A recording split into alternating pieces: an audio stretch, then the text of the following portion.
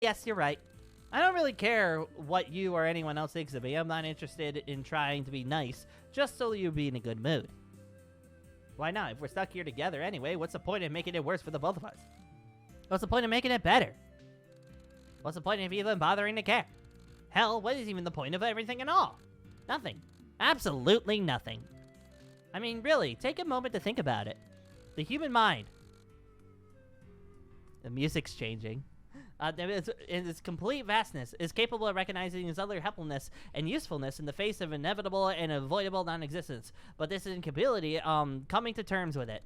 We can only ignore it, hide from it, and temporarily escape from it. But for the fact that this bounds are the way of all things, death is unavailable, not only to us, but that exists or never exists.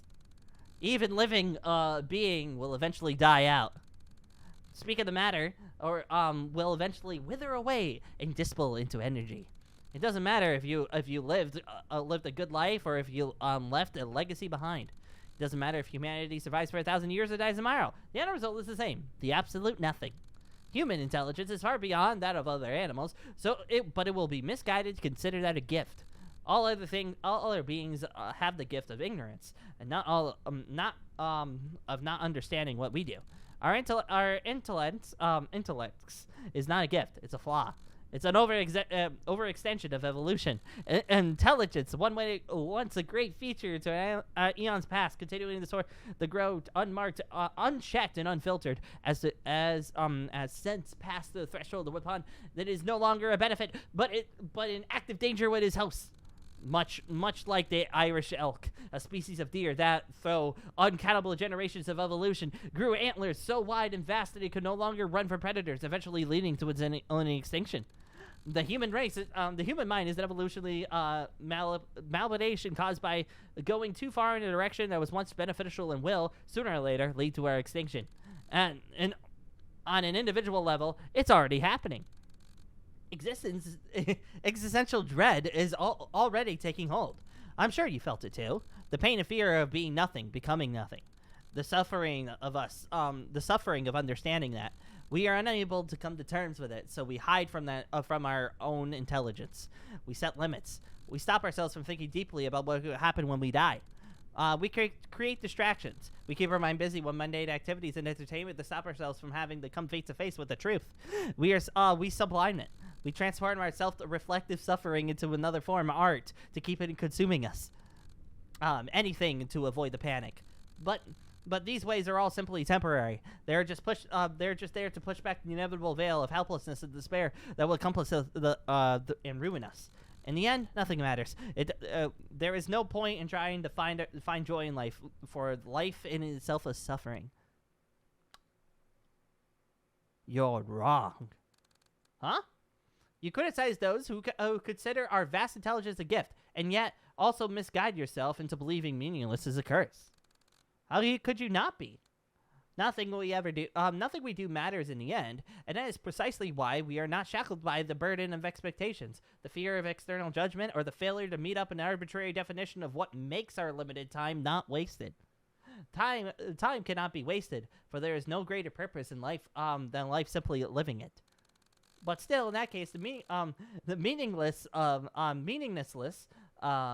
our actions draws us to the same conclusion. There's no reason to act, and for any reason, is simply a temporary fluctuation that will, nevertheless, lead to the same conclusion.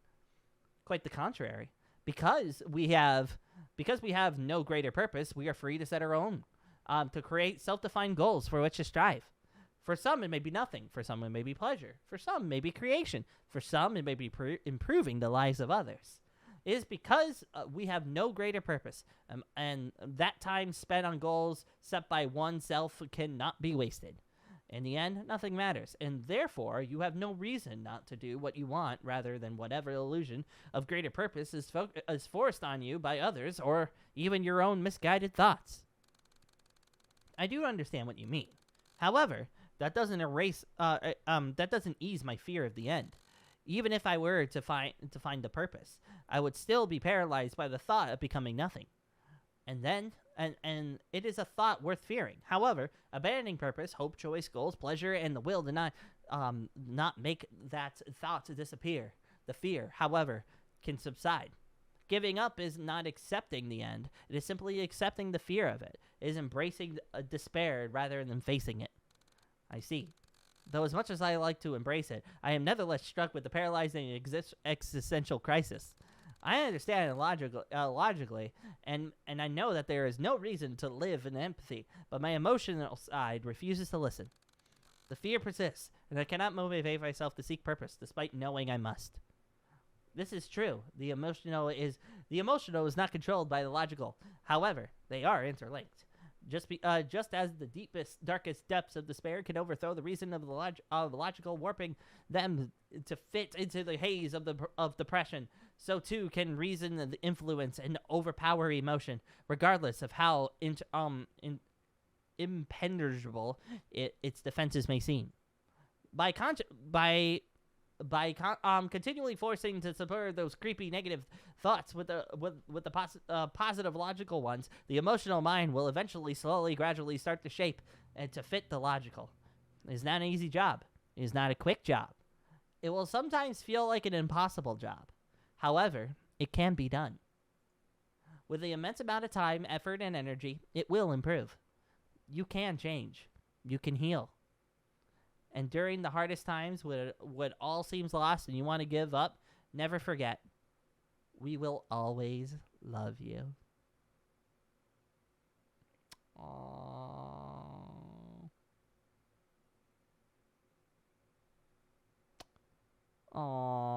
It's a little message from the devs to the people out there. Because this was going on during COVID time. So the devs wanted to put something very, very nice in there, huh? I don't know what it is. Oh, with music artists, but traditional, they always make it sound amazing. Yeah, I know, right?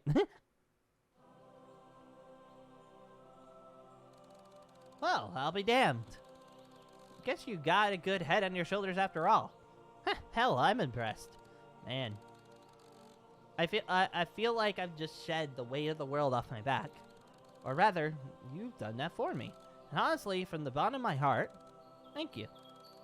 You've given me a lot to think about, and while I'm sure I have a long and hard road ahead of me, I'm optimistic. For the first time, it feels like an eternity. I'm optimistic.